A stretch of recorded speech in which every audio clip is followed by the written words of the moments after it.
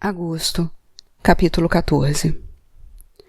Vitor Freitas, em reunião secreta com alguns membros do seu partido, o PSD, chamou a atenção dos seus pares para a campanha promovida pela UDN, aproveitando-se da insatisfação dos militares e do clima político conturbado, resultantes do atentado da Rua Toneleiro. A UDN mobilizou seus melhores oradores para exigir a licença ou a renúncia ou a deposição de Vargas. Se qualquer dessas hipóteses acontecer, Getúlio jamais renunciará, cortou o deputado Azevedo Pascoal. Deixe-me terminar. Se a renúncia ou a deposição... Deposição? O Exército está com Getúlio. Vocês se esqueceram da Assembleia do Clube da Aeronáutica realizada ontem, continuou Freitas, quando centenas de oficiais do Exército presentes se solidarizaram com os seus colegas da Aeronáutica. Zenóbio falou: unamo-nos na defesa da paz e da felicidade da família brasileira. E Estilac acrescentou: o Exército está coeso contra qualquer tentativa de golpe e pronto para defender a Constituição. Golpe de quem? Que golpe é esse referido pelo general Estilac? Não é um golpe de origem e inspiração militares. É um golpe de quem até agora conseguiu dar todos os golpes, o presidente da República. Na verdade, os militares estão advertindo o próprio Getúlio. É preciso saber ler nas entrelinhas, meus amigos, conhecer as metáforas castrenses.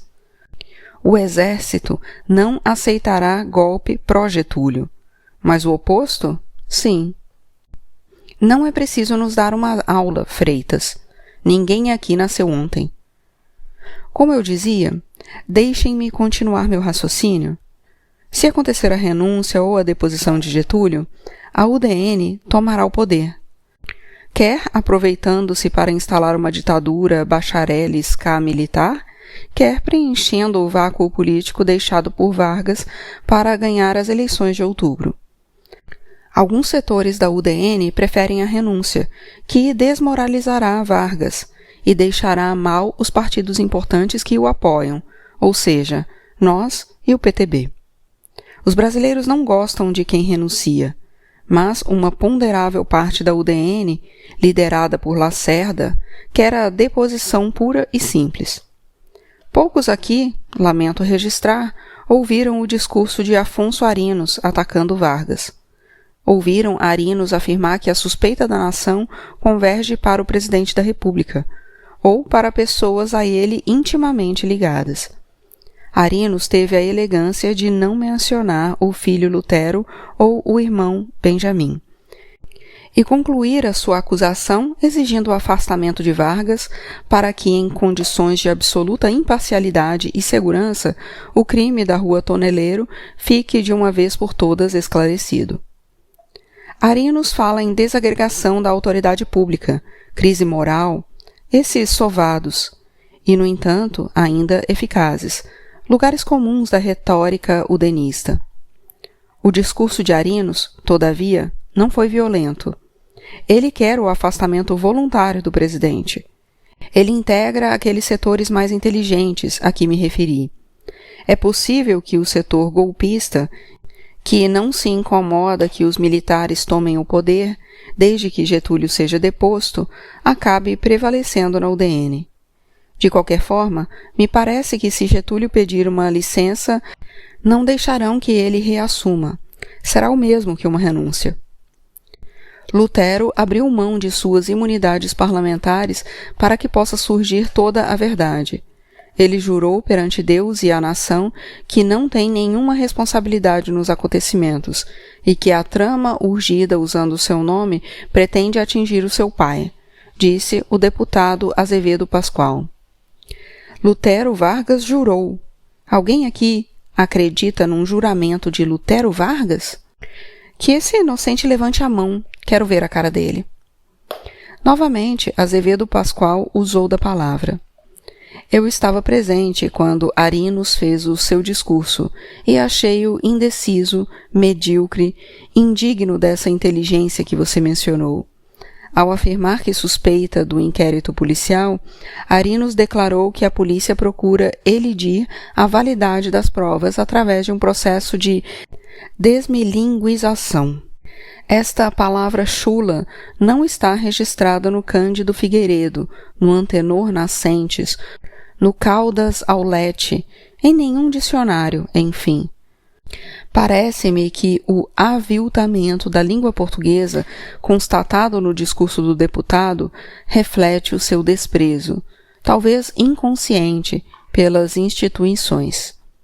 Creio que nem mesmo Arinos se incomodaria com o golpe, desde que os bacharéis udenistas assumissem o poder.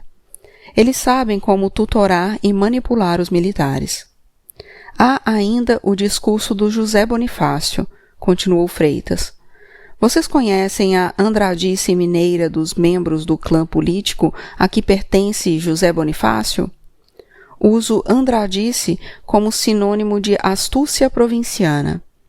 Para o Zé, o governo de Getúlio desapareceu desta terra com sua guarda pessoal. Ele acredita, ou finge acreditar, que o governo vive dos favores das classes armadas, dos amores dos sargentos, da indiferença dos soldados, da esperança de aclaramento da verdade nesse inquérito. Os dias do governo estariam contados, e o Zé pede ao Getúlio um gesto de altivez, de verdadeiro gaúcho. Pede ao presidente que realize aquele conselho que certa vez o João Neves da Fontoura, num dos seus raros minutos de lucidez política, lhe deu. Que, na hora do desmoronamento, Getúlio tenha a elegância dos vencidos. Olhe o Brasil de frente, faça continência e tombe. Mas que tombe, diz o Zé, envolto no manto da dignidade e da honra, renunciando. Na UDN, os políticos, em qualquer situação, querem sempre que se bata continência, ironizou um deputado. O Zé Bonifácio propõe o que ele chama de incisão de um dos mais inomináveis, de um dos mais adigetos e purulentos abscessos que tem corrompido o organismo de qualquer nação. Assistimos, segundo o astuto deputado mineiro, ao sangue e à lágrima. Assistimos a reputações impolutas se desfazerem na vala comum da cobiça do jogo. Assistimos ao terror dos fracos, ao grito de vitória dos potentados. Assistimos ao câmbio negro, às delícias da inflação fazerem com que um major da FAB não tivesse dinheiro para o telefone enquanto o seu assassino possuía uma casa de campo. Não podemos tapar o sol com a peneira, o mar de lama existe, comentou um deputado. Uma casa de campo, poucos sabem, continuou Freitas, não passa de uma chácara miserável entre Belfor Roxo e Nova Iguaçu, um lugar que o sicário Climério chama de repouso feliz, sem esgoto, sem água corrente, em que alguns porcos charfundam na lama e galinhas ciscadeiras passeiam por dentro da casa. Um sargento da FAB teria vergonha de morar nela. O José Bonifácio sabe disso, mas é preciso despertar indignação, revolta, não importam os meios utilizados. Aonde você quer chegar, Freitas? A opinião pública está sendo manipulada de maneira inescrupulosa, mas com eficácia. Precisamos nos definir. Não podemos esconder a cabeça como avestruzes e fingir que nada está acontecendo. Não havia um único líder da maioria presente ao discurso de Arinos e ao discurso de Baleeiro, para retrucar na hora, defendendo o presidente. Defendendo as instituições, disse Azevedo Pascoal. Em última análise, defendendo o nosso partido, pois a defesa dos destinos do PSD se confunde com a defesa das instituições. Meus amigos, faltam menos de 2 meses para a eleição.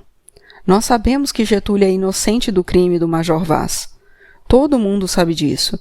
Por mais senil que esteja, Getúlio jamais mandaria matar Lacerda, por uma simples razão. Ele e o governo nada teriam a ganhar com a morte do jornalista. Apenas criariam um Marte para o DN. O assassinato foi obra de subordinados estúpidos, como o negro Gregório, insuflados por pessoas cujos interesses estavam sendo prejudicados por Lacerda. Mas a campanha da imprensa está fazendo o povo acreditar na culpa do Getúlio. O pistoleiro Alcino foi preso, Gregório foi preso e provavelmente eles dirão aquilo que quiserem que eles digam. A prisão de Climério ocorrerá a qualquer momento. Está sendo organizada uma verdadeira operação de guerra para efetuar essa prisão. O cenário está montado, meus amigos. Getúlio não tem saída. Se ficar no governo, esse desprestígio aumentará a cada dia. Se renunciar, ele será abominado, execrado pelo povo. Os destinos do PSD não podem ser caudatariamente ligados à sina de um presidente com os dias contados e, além disso, omisso e prevaricador. Aonde você quer chegar? Repetiu o deputado. Quando os mineiros perdem a prudência e saem de cima do muro, é sinal de que não existe mais um equilíbrio de forças, de que a balança pendeu para um dos lados. Estou convicto de que o PSD deve assumir uma postura de independência nessa delicada conjuntura. Nós somos o governo. Muitos dos nossos correligionários também prevaricaram e se aproveitaram da situação, disse Azevedo Pascoal, olhando significativamente para Freitas, que todos sabiam ter enriquecido durante o governo de Vargas. Capanema jamais aceitaria um posicionamento cínico e oportunista como este. Após dizer isso, Azevedo Pascoal retirou-se da reunião. Os que ficaram, 16 deputados e 4 senadores, continuaram a discutir as alternativas políticas apresentadas por Vítor Freitas.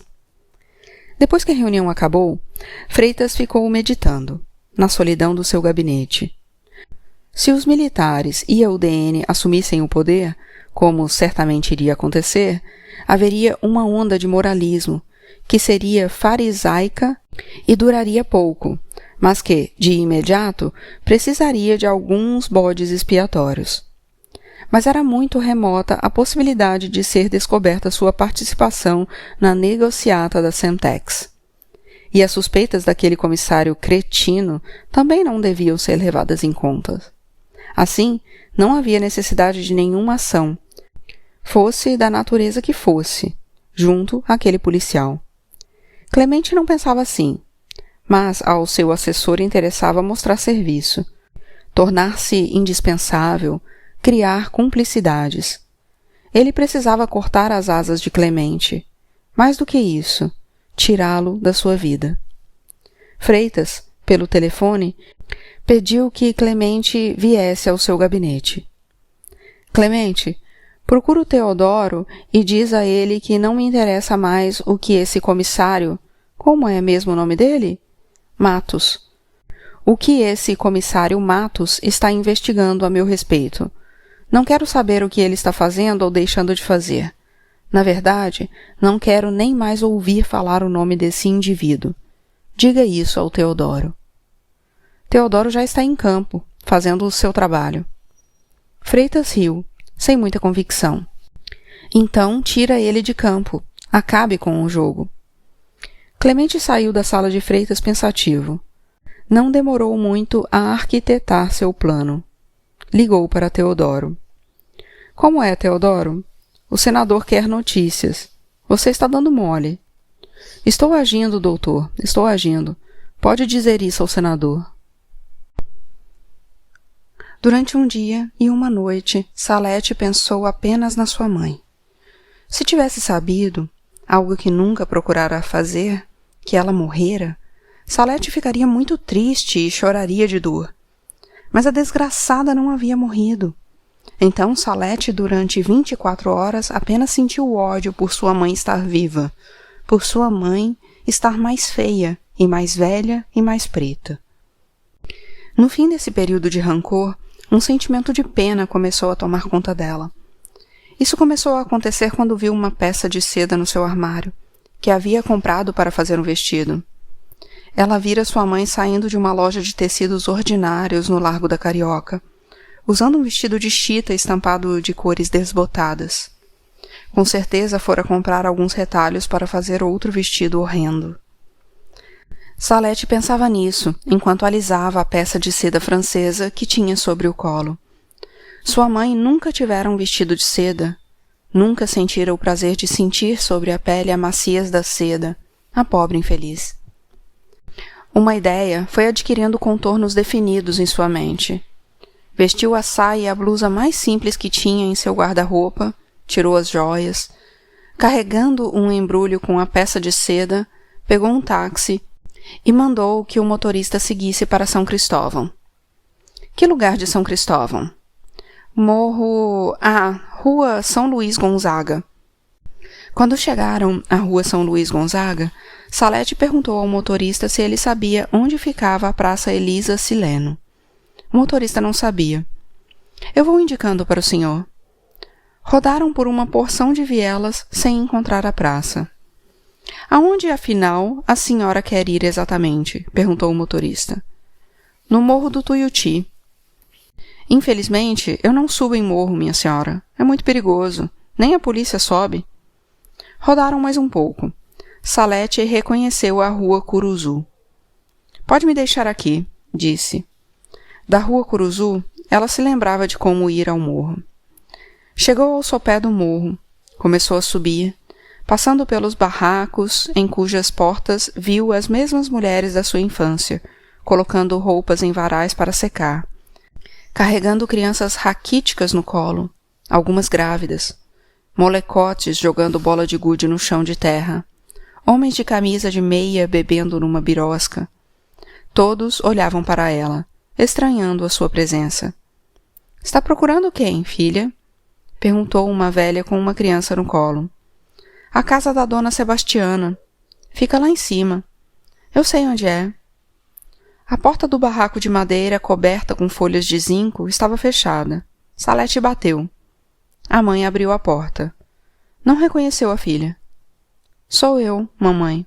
— Salete? Salete?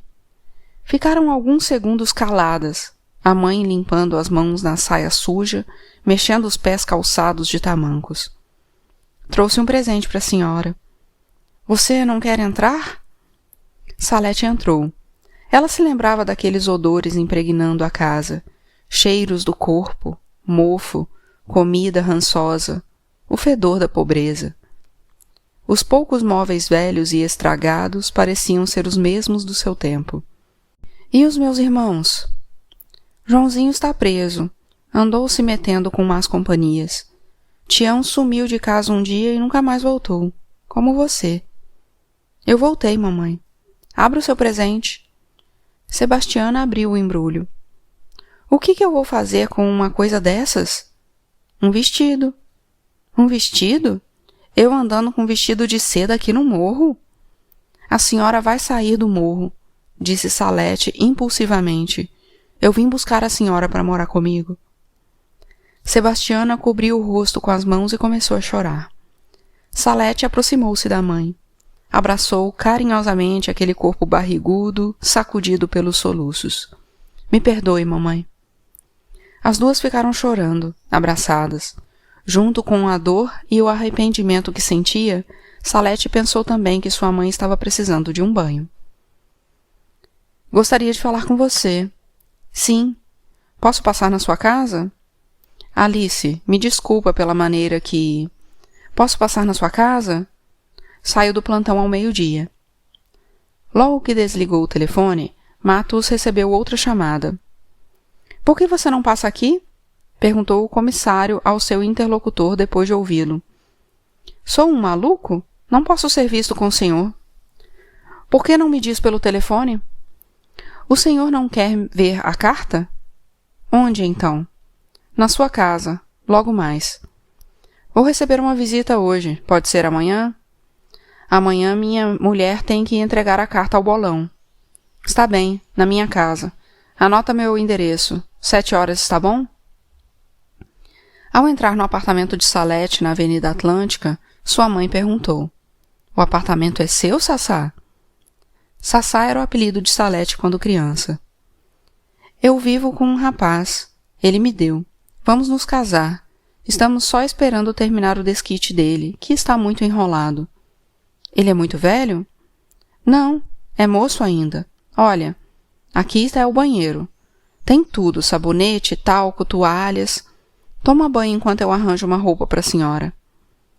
Salete abriu seus armários e depois de muito procurar encontrou uma bata larga, que saíra de moda, mas ela não jogara fora. Ela nunca se desfazia das roupas que deixava de usar, por isso tinha tantos armários cheios de roupas. A roupa ficou um pouco apertada na mãe, mas serviu. Sebastiana parecia outra pessoa. Vamos à cidade para comprar umas roupas para a senhora. Salete sabia que na Casa Santa Branca, na rua Ouvidor, estavam fazendo uma grande venda de batistas, lãs, organdis, casemiras, sedas, aleutienes, alpacas, algodões. Comprariam alguns tecidos e iriam depois a uma costureira. Matos abriu a porta para Alice. Ela estendeu o disco long play para ele. Uma amiga trouxe para mim da Europa. Tristão e Isolda, com Lauritz Melchior e Kristen Flagstad. É para você, espero que goste. Muito obrigada. Enquanto olhava Alice, o comissário pensava nas palavras do psiquiatra da casa de saúde. Loucura circular, psicose de dupla forma, loucura de formas alternadas, psicose intermitente, versânia típica circular, psicose maníaco-depressiva. Eu estou muito nervosa. Você me arranja um copo d'água? Gelada? Não, é para tomar um remédio. Alice tomou uma pílula que tirou de um vidro que trazia na bolsa. Vou me separar do Pedro. Posso colocar o disco? Perguntou Matos. Eu não consigo mais viver com o Pedro. Matos colocou o disco na vitrola. A música inundou a pequena sala. Identificou logo a melodia de um e a do outro. Amor e ódio. Isolda e Tristão. Alice e Alberto. O paradoxo e a loucura.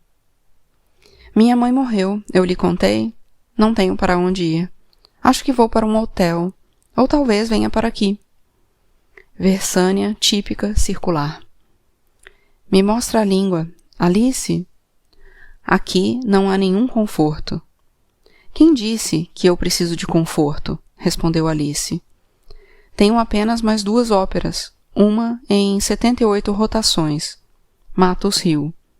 Eu sei. Aumenta o som e vamos ouvir deitados. Um sujeito vem aqui, um informante, um cachorrinho. Se ele aparecer, a gente não deixa ele latir muito. É um informante da polícia. Ele vai chegar daqui a pouco. Os 2 ficaram calados. A campainha tocou. Deve ser ele. Alice foi para o quarto e fechou a porta. Anastácio Santos, vulgo Cegueta, entrou. Tinha olhos pequenos que ficavam ainda menores quando ele queria ver alguma coisa com nitidez e apertava as pálpebras para corrigir sua miopia. Olhou desconfiado para a porta fechada do quarto. Tem alguém aí? Perguntou. Uma mulher dormindo, disse Matos. Com essa música toda? Música faz ela dormir. Deixa a música tocando, disse Anastácio, tirando um envelope do bolso. Matos leu a carta com alguma dificuldade. Quem é o Genivaldo? Perguntou, devolvendo a carta. É um lanceiro, amigo do Bolão. Bolão também é um pungista? É, mas os 2 trabalham como apontadores do bicho para o seu ilídio, quando a punga está ruim. O que você quer pela informação? Me disseram que o senhor tem moral sobre o Dr. Pádua. Quero fazer um acordo com o Dr. Pádua, mas ele não faz acordo. Eu também não faço acordo. Doutor, acho que o babado que eu lhe dei vale alguma coisa. É verdade. Eu fiz o serviço na Esmeralda. O Dr. Pádua descobriu e está atrás de mim. Quero devolver as joias e livrar a cara. Está bem, eu falo com o Dr. Pádua. Hoje é sexta-feira. Pádua entra de serviço no domingo. Falo com ele na segunda, quando for substituí-lo. Não garanto mais nada. Não tenho nenhuma influência sobre o Dr. Pádua. Indeciso, Anastácio estendeu a mão para Matos. Depois de hesitar um segundo, Matos apertou a mão do ladrão de joias. A carta que Genivaldo escrevera para Bolão, entre as notícias de família, dizia que o seu Ilídio tinha pago ao Turco Velho para matar o comissário Matos, mas o Turco Velho bobeou e o comissa matou ele. Matos entrou no quarto, acendeu a luz. Alice estava deitada no sofá-cama Drago, inteiramente vestida. Deixa a luz apagada, deita aqui perto de mim. Matos deitou-se ao lado de Alice. Como o sofá era estreito, os corpos se tocavam. A janela estava fechada, as persianas descidas e a escuridão dentro do quarto era muito grande.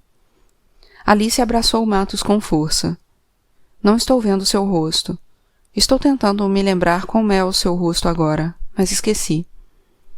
O comissário também não sabia como era o rosto dela. Ali, no sofá-cama Drago, só vinha à sua mente o rosto de Alice do tempo em que eram namorados.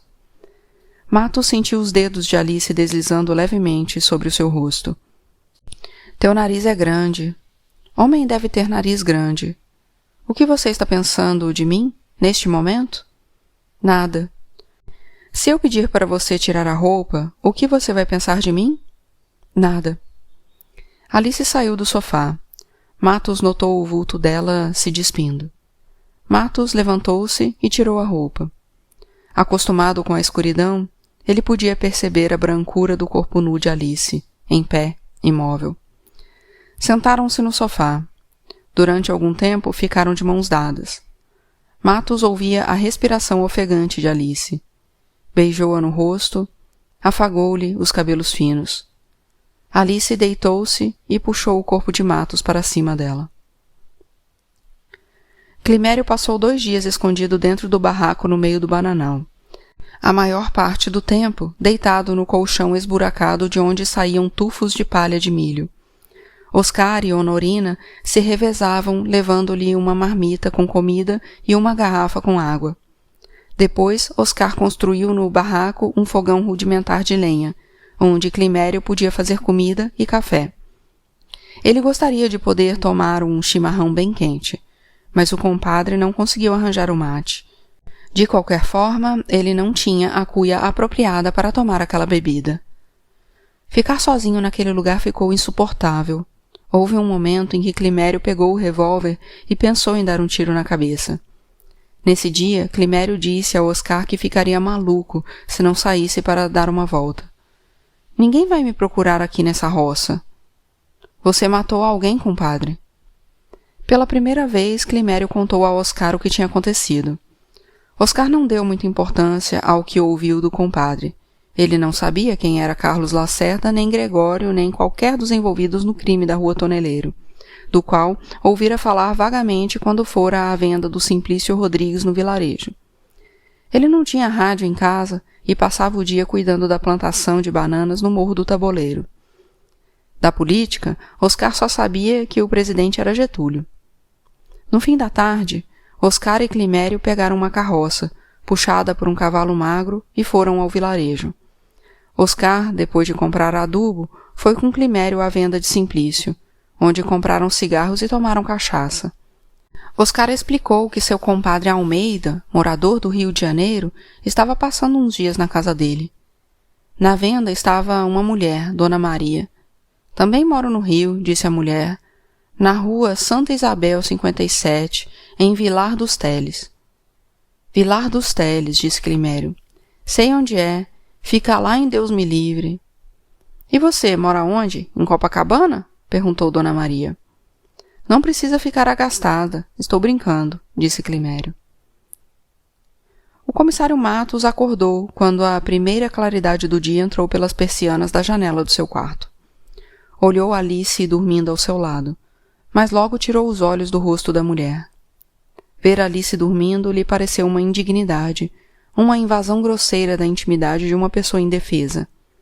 Ele não suportava que o vissem dormindo. Desde menino, quando morava na casa dos pais, era o primeiro a se levantar. Detestava ser surpreendido dormindo, até mesmo por sua mãe. Sempre que dormia com alguma mulher, acordava antes dela. Cuidadosamente saiu do sofá-cama Drago. Levou sua roupa para a sala e vestiu-se. Naquele fim de semana, ele estava de folga. Podia aproveitar para fazer algumas investigações. Ouviu a voz de Alice. Alberto? Entrou no quarto. Que horas são?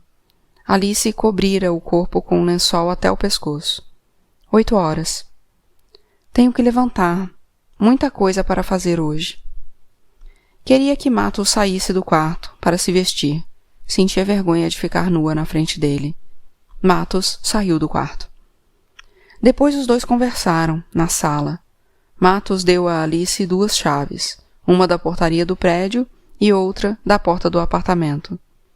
Podíamos almoçar juntos, disse Alice. Na hora do almoço não creio que já tenha terminado o meu trabalho. Podemos jantar. Os dois saíram juntos do apartamento. Alice pegou um táxi. Quer uma carona para a cidade? Não vou para a cidade. Obrigado. Numa casa da rua Oliveira da Silva, uma pequena rua perto da Praça Xavier de Brito, na Tijuca, um comitê integrado pelo coronel Alberico, do Exército, coronel Arruda, da Aeronáutica, e o capitão de mar e guerra Osório, se reunia naquela manhã para fazer uma avaliação do trabalho que denominavam a missão. Os 3 militares eram muito conhecidos e respeitados pelos seus colegas de farda, tanto subordinados quanto superiores, razão pela qual haviam sido escolhidos para integrar aquela comissão informal, cujo objetivo era visitar unidades militares para evidenciar à tropa a falência do governo e promover e instigar o repúdio a Vargas. A morte do Major Vaz era o carro-chefe dos missionários, a principal acusação do comitê. Depois vinham a corrupção e a degradação do governo, que além do mar de lama incluía o assassínio dos opositores do regime que clamavam pela moralização do país. Finalmente, era demonstrado aos militares, praças e cabos estavam excluídos, o descalabro administrativo que estava levando o país à ruína.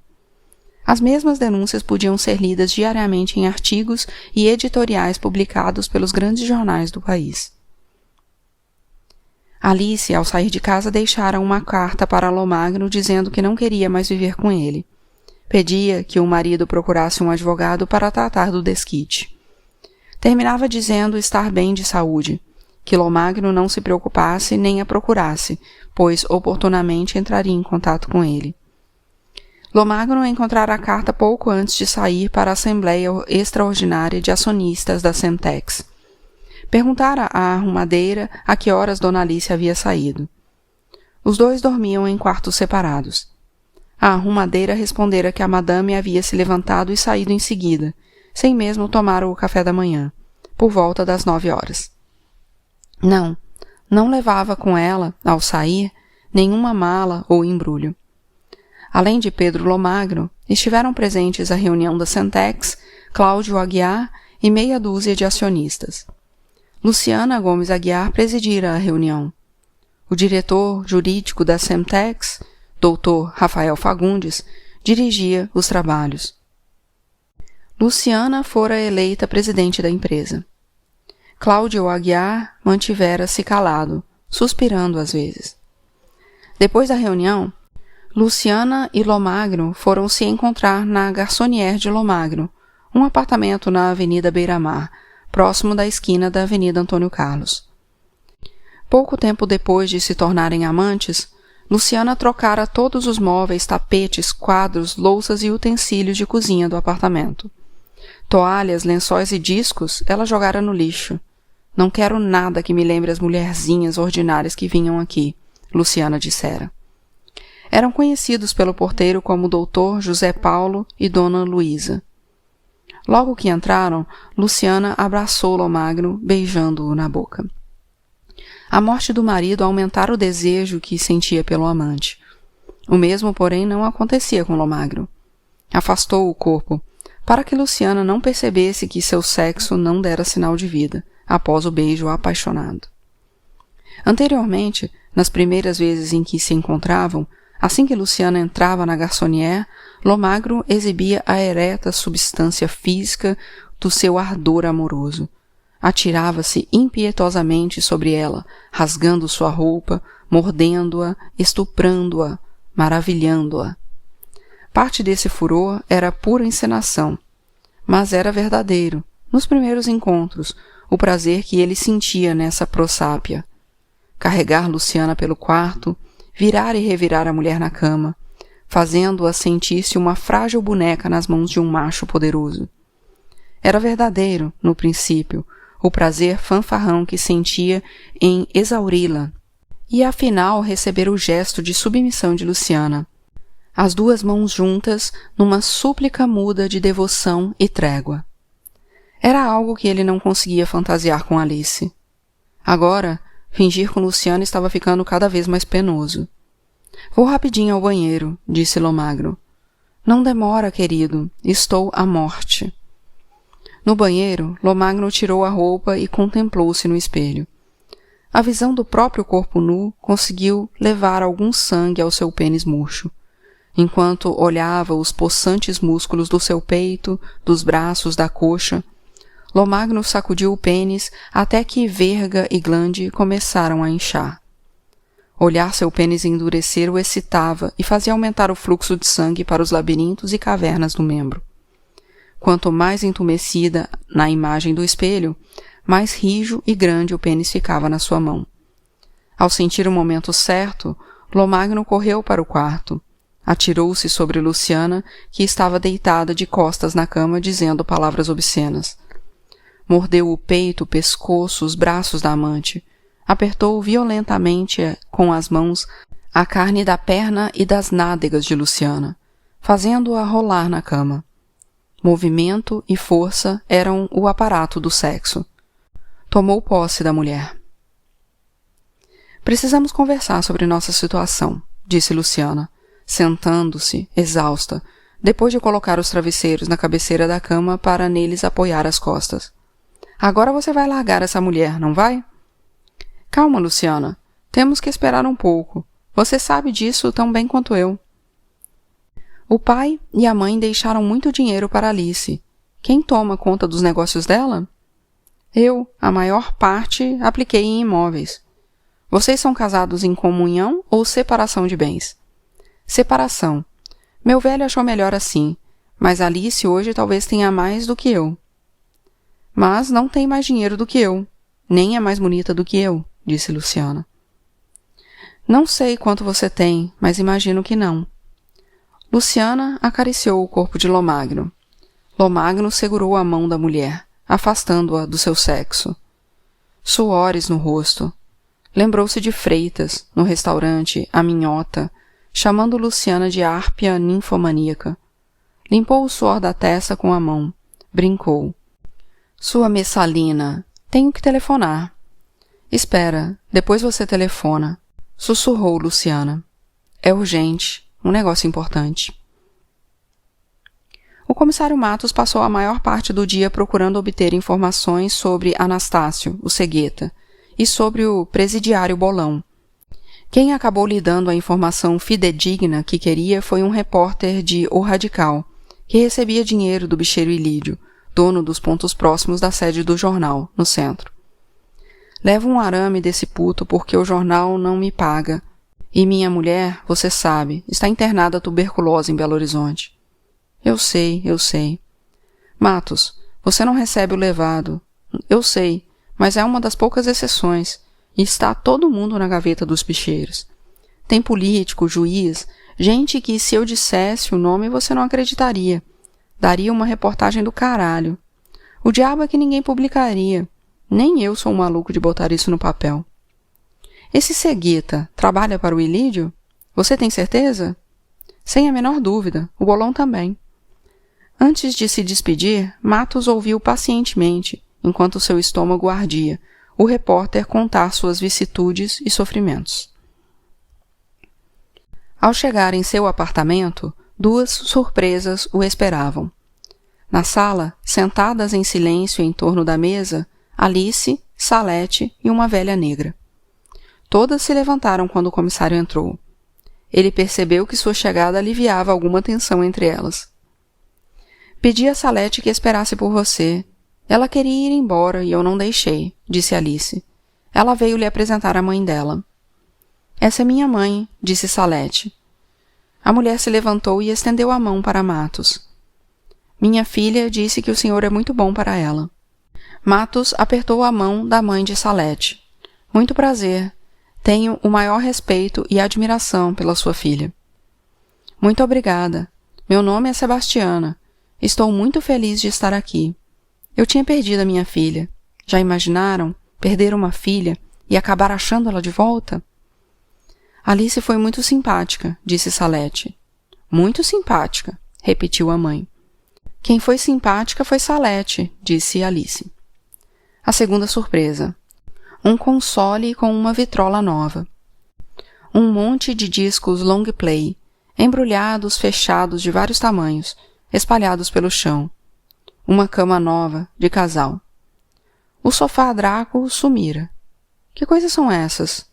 Matos apontou os embrulhos no chão. Alice olhando para Salete. Depois a gente conversa. Nós fomos namorados, quase casados, não foi, Alberto? Mas agora ele é meu namorado, disse Salete. Não vou discutir, disse Alice. Eu também não vou discutir, disse Salete. Matos também não ia discutir com ninguém. Vou tomar um copo de leite, disse. Apanhou o leite na geladeira e foi para o quarto. Sentiu as molas da cama nova cederem ao peso do seu corpo, enquanto tomava o leite, pensativamente. Doutor Arnoldo. Comporta-se prodigamente. Certa ocasião, deu-me um relógio de ouro. As duas mulheres mais jovens permaneceram em pé na sala, olhando para paredes opostas. Sebastiana, respeitosamente, Você tem mãe, minha filha? Minha mãe morreu. De quê, coitada? Câncer. Essa é uma doença muito ruim. Não vamos conversar sobre coisas tristes, mamãe. Eu só queria quebrar o silêncio. Ele vai querer namorar nós duas? Perguntou Salete. É impossível, disse Alice. O pai de Salete namorava 10 ao mesmo tempo. Namorar 10 não é tão complicado quanto namorar 2, disse Alice. Ele era uma borboleta. Dizia que as mulheres eram flores. Um português bonito e finório, disse Salete. A Salete se parece muito com ele. A cara escarrada do pai. Eu não sou bonita. Matos voltou para a sala. Salete e Alice olharam apreensivas para ele. Sua mãe é uma senhora muito simpática. Gostaria de, numa outra oportunidade, conversar mais com ela. Você quer que a gente vá embora? Salete colocou as 2 mãos no peito. Parecia que seu coração ia parar. Não é isso. Eu preciso ter uma conversa particular com Alice. Por favor, depois telefono para você. Vamos, minha filha. O moço está pedindo. Salete sentiu vontade de chorar, mas dominou-se. Não ia passar vexame na frente daquela lambisgóia loura.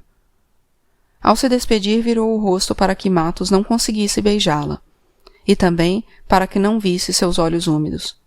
Correu para a porta, seguida pela mãe. Matos e Alice sozinhos. Onde está o meu sofá-cama Drago? Mandei os homens jogarem fora. Você está tomando os seus remédios? Não preciso tomar remédios. Estou me sentindo muito bem. Não acredite no que os outros dizem. Para que você comprou tudo isso? Para você. Quer ouvir uma ópera na vitrola nova? Elixir do Amor. Tem aquela área, Una furtiva lágrima, que fazia você chorar quando era criança. Não quero ouvir. Larga esse disco e senta aqui perto de mim. Tenho o Parcival. Prometo que não bato palmas no fim do primeiro ato. Para de andar de um lado para o outro e senta aqui perto de mim, por favor. Alice sentou-se numa cadeira ao lado de Matos. Alice, presta atenção. Eu não posso aceitar isso. Vou ter que devolver. Sinto muito. Está tudo pago. A loja não aceita de volta. Então eu vou dar para um asilo de velhos. Os velhos são surdos e não gostam de ópera. Não estou brincando, Alice. Quer saber o que os velhos dos asilos gostam? De doces e de visitas, de conversar. As velhas gostam também de água de colônia, batom e pó de arroz. Não estou brincando, Alice. Eu sei porque, quando a minha antiga babá foi internada no asilo. Isso tudo tem que ir embora. Alice começou a chorar. Deixe então a cama, as óperas, os pratos, os copos e os talheres. Matos procurou um Pepsi-Amar no bolso. Nada. Os vizinhos do lado começaram a discutir em voz alta. Ele fechou a janela, acendeu a luz. Está bem, vamos ouvir o elixir do amor. Suas xícaras são muito feias e estão todas lascadas, disse Alice rindo, enquanto colocava o long play na vitrola nova.